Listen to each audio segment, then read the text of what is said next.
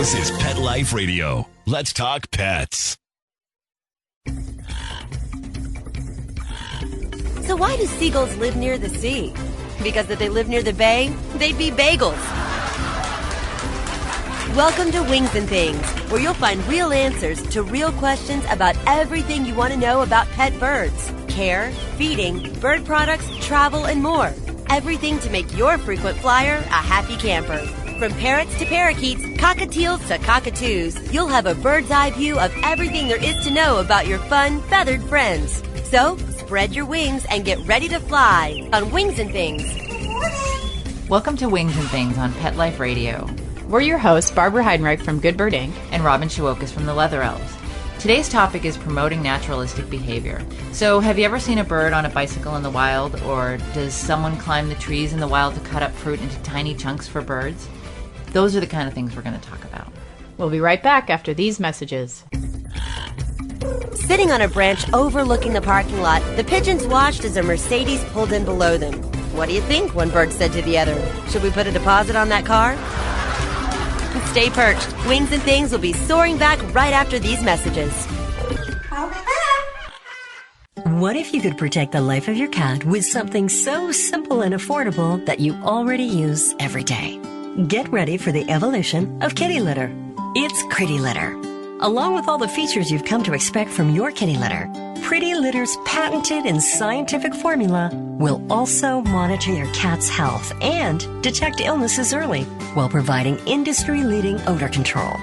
2 kitty litters, same cat, same price. But there's one important difference. Pretty Litter reacts to your cat's waste by detecting health issues simply by changing color. And the key is that Pretty Litter detects these issues before your cat shows symptoms of physical illness or pain, likely saving you major dollars in vet bills while protecting the health of your cat. What do you think, little guy? Ready to switch litter? Pretty Litter. Colorful insight into your cat's health. Go to prettylittercats.com/cat101 or use coupon code CAT101 to get 20% off your first subscription order.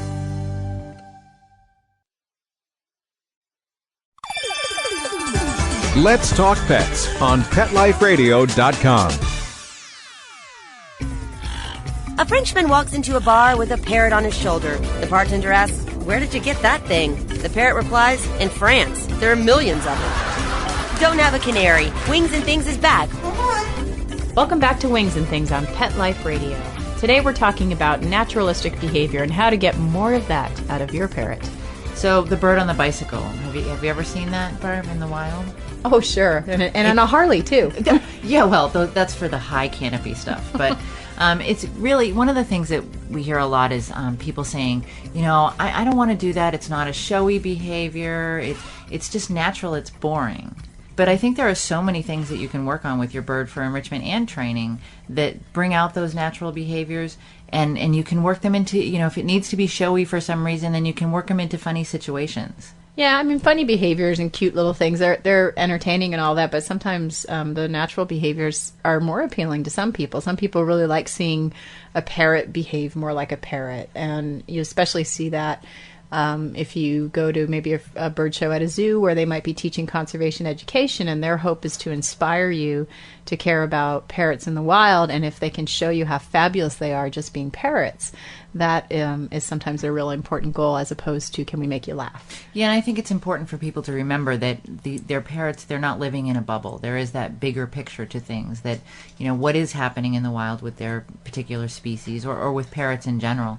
And by, working on those natural behaviors and trying to give them enrichment that works with their natural history, you're showing people what they're really all about. Yeah. Actually, this is a little jump in topic, but it just reminded me that there's a great email going around how a whole bunch of land got bought up to help save blue-throated macaws. It's very exciting. And so there are, a lot of conservation projects out there, and you can pick and choose the ones that you want to support. Just do your research when you're considering the ones that you want to work with. Yeah, and actually, if you again, getting back to our topic about trying to train behaviors that you might see parrots do out in the wild, what a great opportunity for you to learn about parrots if you go out and do a little eco tour and get to see parrots out in the wild. And what you can start doing is making some mental notes or maybe taking some video to see what kinds of things do these guys do that you could maybe have your bird doing in your home. Mm-hmm. And I think, too, maybe not everybody can get out there and do the eco tour. It's a wonderful opportunity, but if they can't, then there are so many resources on the web. People can go on the internet, and there's all kinds of footage of wild parrots and resources and information about them that people can look up. Yeah, I like watching those nature shows that show parrots out in the wild. And a great resource is Polyvision by the World Parrot Trust, which is meant to sort of keep your bird entertained and occupied during the day, but you can learn a lot from watching it as well. You definitely can. And, for people who are saying, I don't have that time to spend with my bird, so throw in a video about wild parrots and watch it with your bird. Aw, isn't that sweet? It's a bonding moment. And as I mentioned, those bird shows and zoos that are doing conservation education, you can get some great ideas there too. And so, have a nice outing with your family, go to the zoo and take in a bird show and get some ideas. The ideas keep flowing, and now you're thinking, okay, well, that's what they do. Well, how can you kind of simulate that in your bird's environment at your home? Mm-hmm. And when you're thinking about what you're going to do for enrichment and how you can change it up from just the toy that hangs there, you can consider what that wild behavior is and how can you make some of those things accessible to your bird. Yeah, and I like that then you can become an educator to your friends and family and coworkers. So say you've taught your parrot to do something that you learned from observing some parrot behavior in the wild, whether it's in real life or on video, and then you can maybe share with some people, look, this is what my parrot does. Or I can give you a good example, like they have those zygodactyl feet. They have two toes that point forward and two toes that point backward, and obviously all of us parrot owners know they're very adept at climbing and manipulating things with their feet. And just even training your bird to pick up that foot and kind of move those little toes around or grasp onto something could be a great opportunity to share with maybe your child or your family or your other friends that parrots have this really unique foot structure that serves a purpose for them out in the wild. Mm-hmm. And I think people do need to see how exciting some of those wild behaviors are. And they don't have to be big and flashy. They can be the lift of the foot, the small behavior, but it's something to show people that it doesn't have to be, birds are doing all these really interesting tricks. It's not about, how flashy they can be, how exciting they can be. Those natural behaviors are exciting in themselves, and it's great to get people excited about that. Yeah, and nothing against trick training or trick behaviors. No. I like them too, but we're just thinking of a few different directions you might want to go with your training if you've already trained, the wave and the turnaround, the retrieve, and cute little behaviors there. You might be looking for something to expand your horizons. Mm-hmm. And you can work them into little shows, if you will, or demonstrations for your friends. You can work those natural behaviors in. Mm-hmm. Well, what are some of those natural behaviors we could have them work on? Well, there are different things. When you're watching those videos, see what they're doing, see what comes most naturally, and observe your own bird. The bird may be exhibiting some of those natural behaviors, and you don't even attribute them that way. You may think of them as, oh, well, this is my captive parrot. This is something that captive parrots do. And make that comparison. See if while you're watching the footage, see if there are things that your bird does already that may be a wild behavior in itself. So what are some of those things? Have to think about it, huh? Now, I have a few that I can think of when I think about training a parrot. A lot of times it's just if you sat there and looked at your parrot and watched what he was doing, what of those behaviors might you say, I could capture that and put it on cue? And capturing is a great way to get behavior. Instead of having to break it down into tiny steps and teach your bird how to do each little tiny step, you just catch your bird in the act of doing the behavior and you reinforce them. You also want to use your bridge to let him know that that's exactly what I wanted, because you might not be standing right next to him.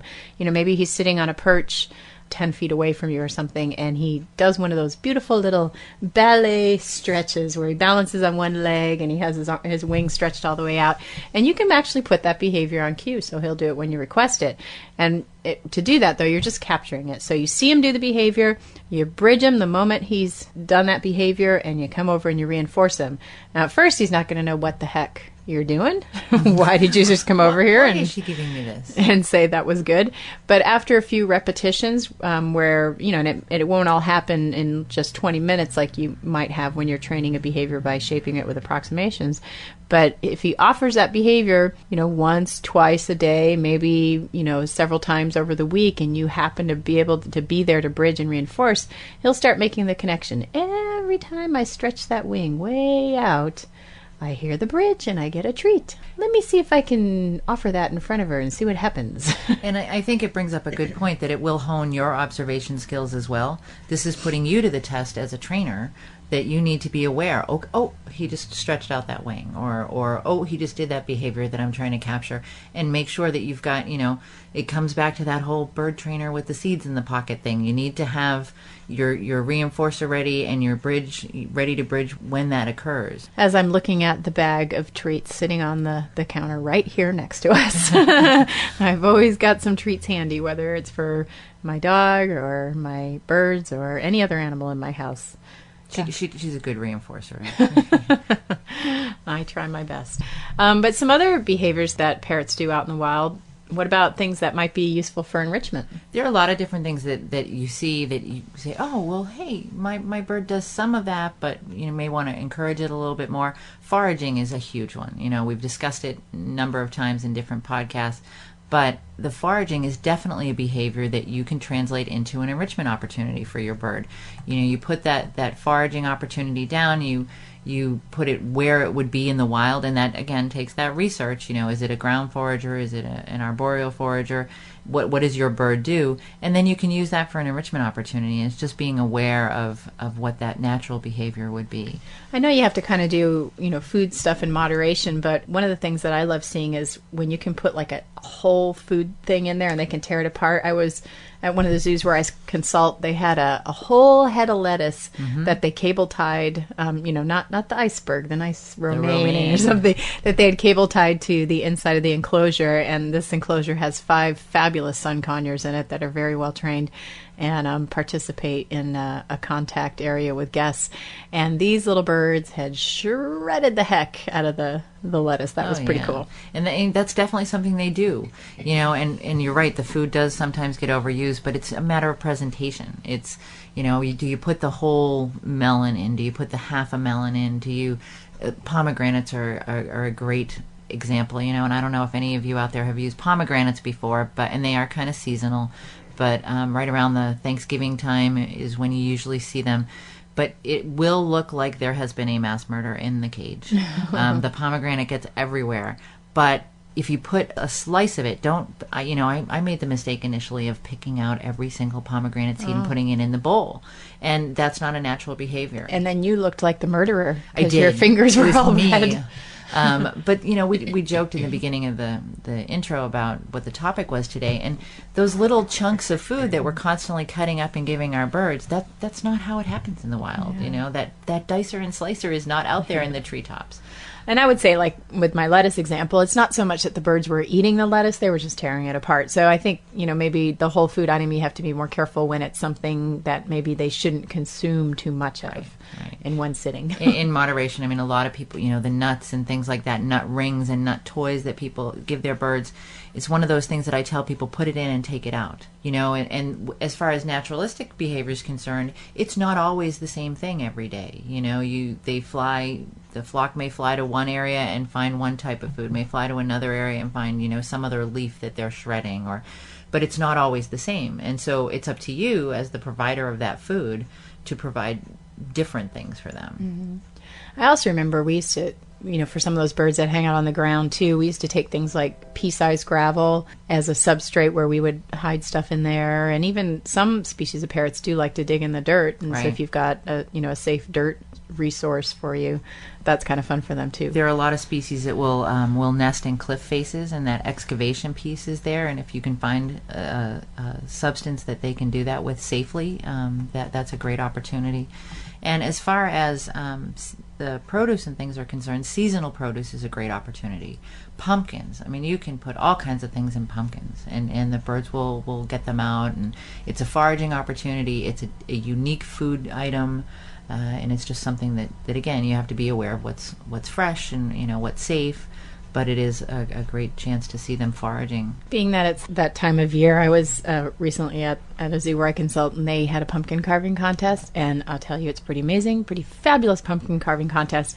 And apparently the reptile department always steals the show, and last year they actually made a Galapagos tortoise out of pumpkins and gourds. This year they made a frog, because it's the year of the frog, and we have the declining amphibian problem.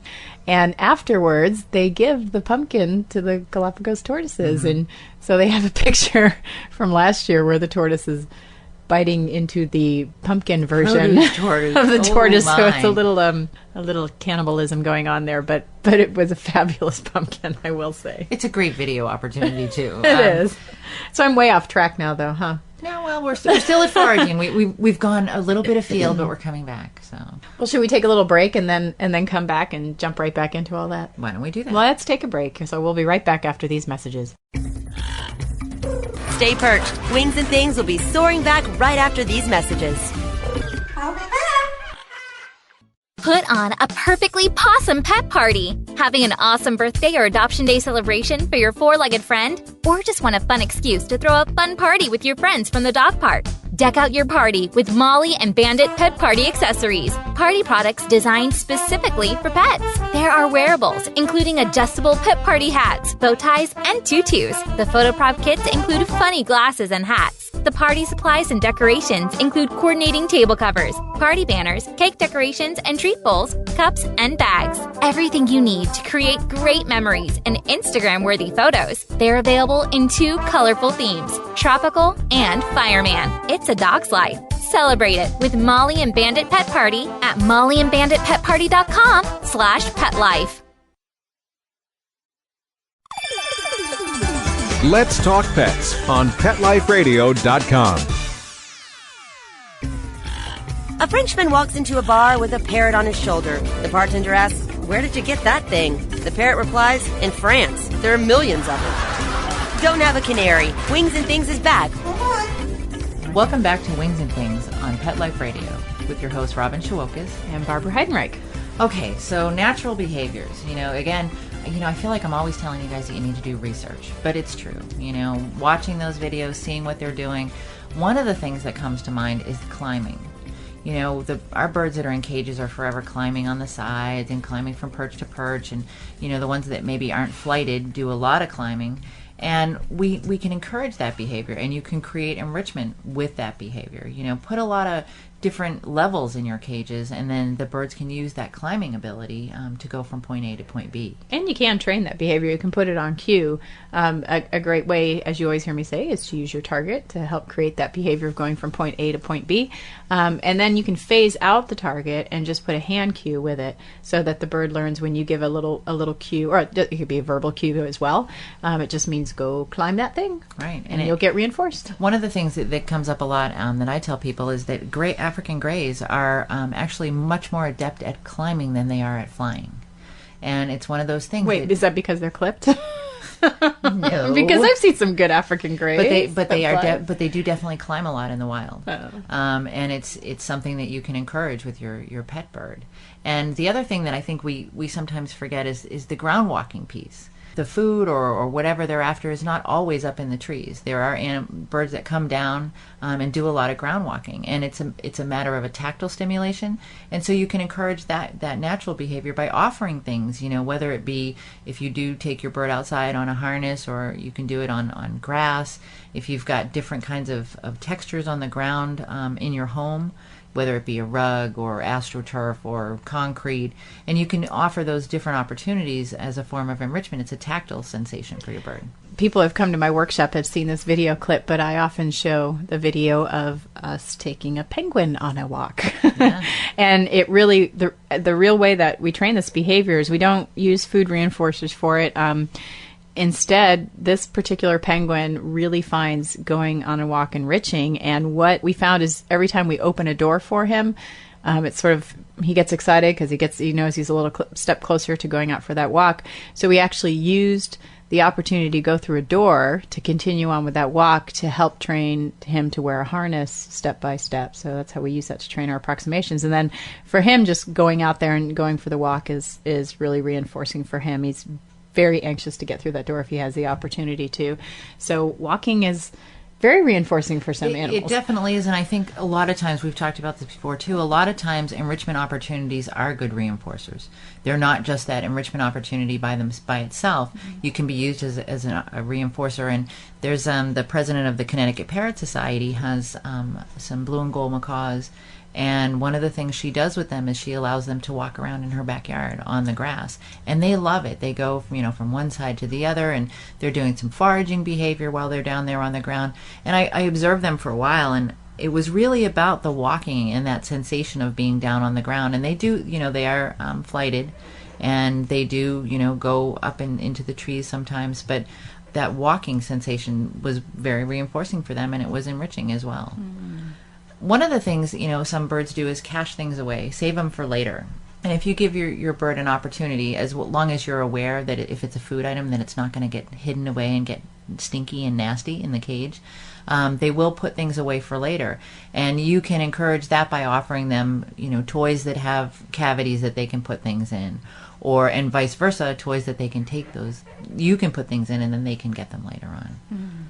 Do we know any parrot species specifically that cache? I mean, certainly like birds like corvids, crows, and ravens, and jays, but I'm trying to think. I mean, I could see a bird putting things someplace. I don't know if they... It may not be technically caching behavior. It's putting it aside.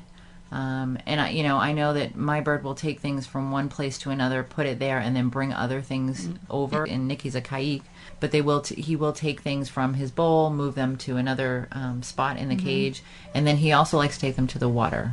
So offering that water is important too.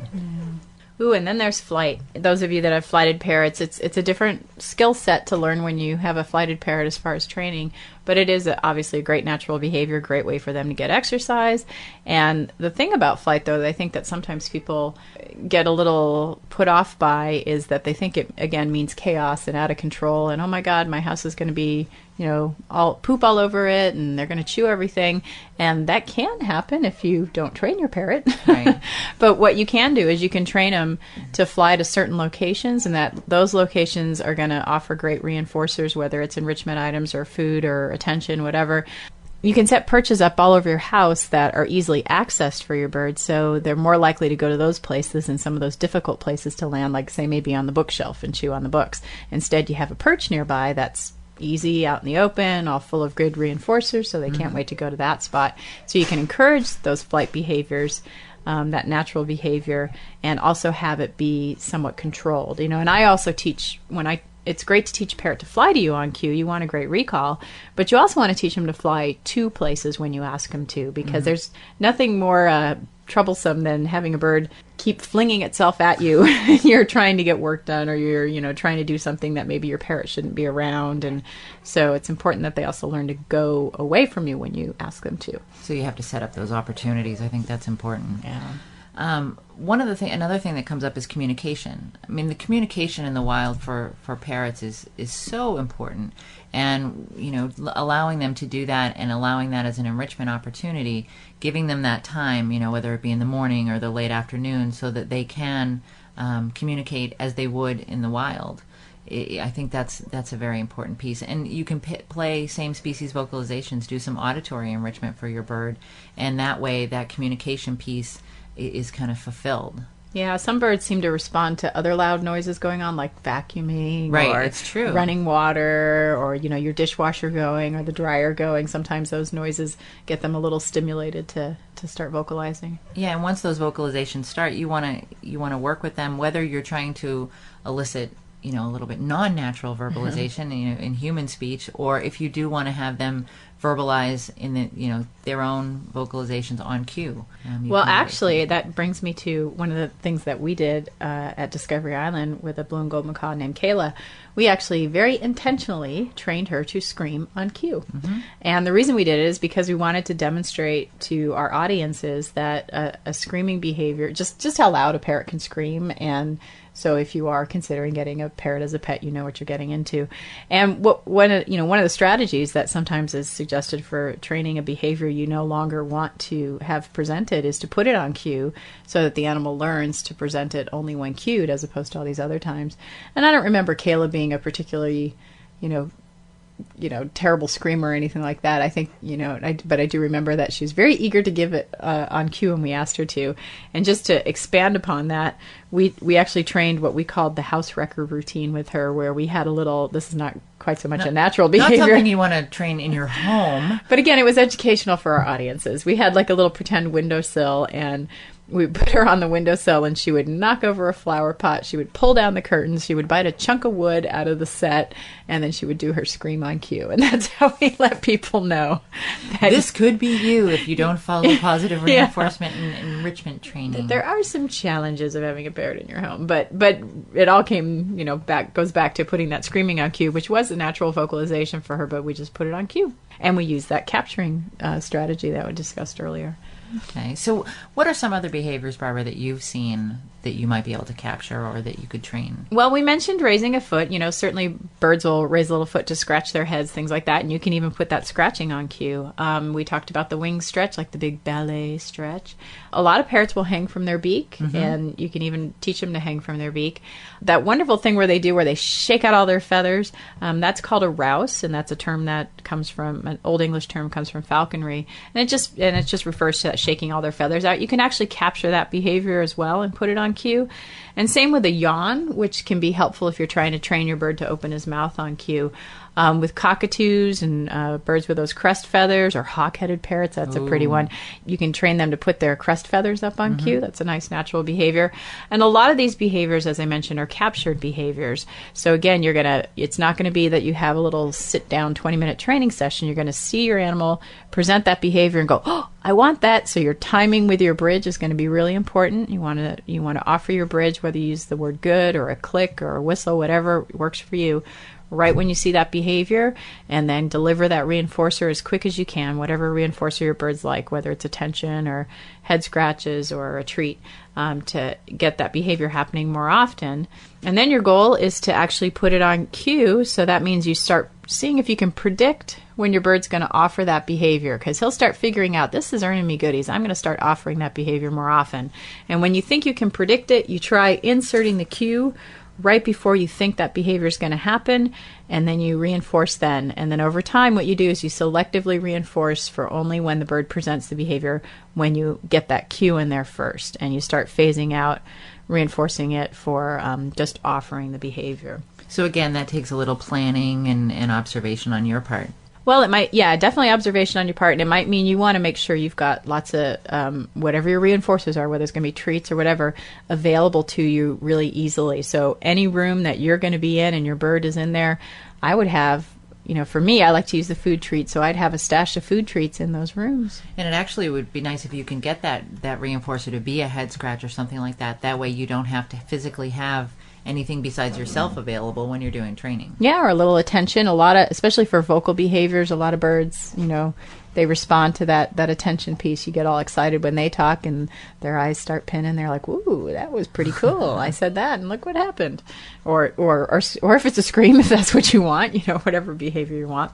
And then you can take it even further. You can even chain all those natural behaviors together. And what that means is, instead of reinforcing each behavior separately, you're going to take two of those behaviors and see if you can cue for one of them and then insert a cue for the next one, and then reinforce those two. And then you start phasing out having to cue the second behavior or reinforce in between there. Okay. So, but chaining could be a whole nother topic for another day. We've got a lot we could talk about with that. So I don't know. I think we've given you a few ideas there, some natural behaviors you could get your bird doing if you wanted to. And hopefully you can come up with some of your own and let us know about those and send us your ideas. Yeah, or little video clips. Let us know if you put a video of your bird up on YouTube, and we can go check it out and see what you've trained. Pretty cool. So shall we move on to upcoming events? Upcoming events. In January, the 23rd to the 25th, Parrot Festival is occurring in Houston. It's hosted by the National Parrot Rescue and Preservation Foundation, and it's a 3-day event with great lecturers, a ton of vendors, and I'll have a booth there, and stop by and say hello. And then on February 21st, Barb and I will both be presenting at a day-long seminar that's hosted by the Greater Cincinnati Bird Club. You can visit their website at www.gcbclub.org. February 22nd, I will be doing a enrichment workshop with Cleveland Peace. And then February 24th through 28th, it's the International Association of Avian Trainers and Educators Annual Conference in Cincinnati, Ohio. And you can visit iaate.org for more info. And then March 14th, I'll be in Dallas, Texas, teaching a parrot behavior and training workshop for Bird Haven. Their website is bird-haven.org. March 28th, I'll be in Old Saybrook, Connecticut, teaching a flight training seminar hosted by Featherlust Farm Bird Store, and you can visit their website at featherlustfarm.com. April 18th and 19th, we'll be in Ontario, Canada with Susan Friedman, teaching a parrot behavior and training workshop. The actual city is Barrie, Ontario, and their website is parrotworkshops.org.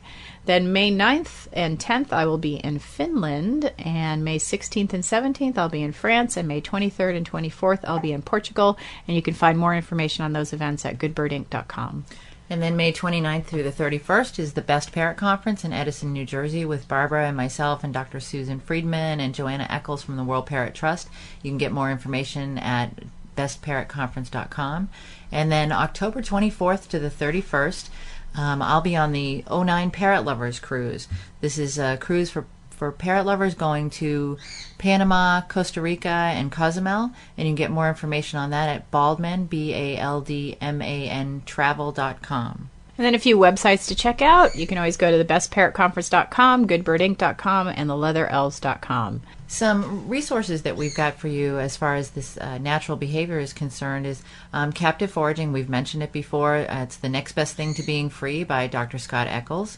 Polyvision from World Parrot Trust, that's the wild bird footage. A great resource for finding out general species information about your birds is Parrots of the World by Joseph Forshaw. And then another good video is Stalking the Wild Amazons by Michael Schindlinger. For all those Amazon lovers. It's true. And then my enrichment tip of the week is do your homework. Try to refrain from offering opportunities that really don't have anything to do with your bird's natural history. And then for the training tip of the week, I wanted to remind people that when you're capturing a behavior, that part of the training process is to phase out reinforcing when your bird offers the behavior and only reinforce the behavior when it's presented in conjunction with a cue. So that's that transition you make where you're trying to insert that cue. Once you think you're getting pretty good at the bird presenting right after you cue, stop reinforcing just for offering the behavior. This will get you past that stage of he only does it when he feels like it, not when I ask him. All right, we've been getting lots of questions from people that they'd like to see answered on the podcast. So we've got one now from Belinda. And Belinda says she has a 27-year-old yellow nape Amazon who came to her from her niece because someone else had passed away and passed it on to the niece. The niece had him for a year, and her family tormented the bird. He bites everyone who gets close to him. He talks up a storm, and Belinda would so love to be able to hold him. Her question is, do you think I can get him to trust me? I've had him for almost a year. That's too bad that he came that way. Yeah, it's unfortunate. We never, 27 years, there's a lot of learning that's happened for that bird there, and unfortunately, that means he may have learned to be quite uncomfortable around people depending on what they did with him.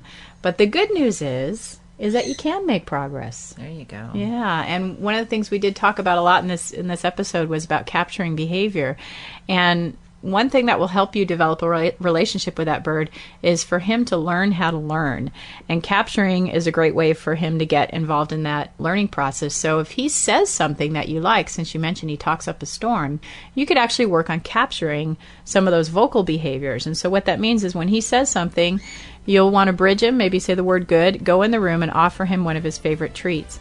And pretty soon he'll start figuring out that his action of saying something is causing you to come into the room and give him treats. So it gives him some control over his environment, and it also earns him something he really enjoys, which, hopefully is a nice food treat.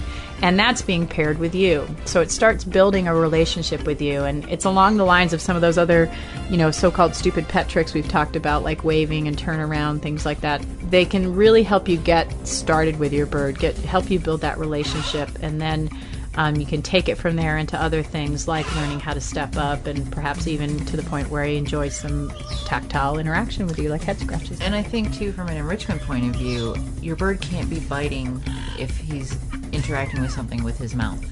If you're offering him enrichment opportunities, maybe you can get closer to him while he's interacting with an enrichment device or toy, something like that.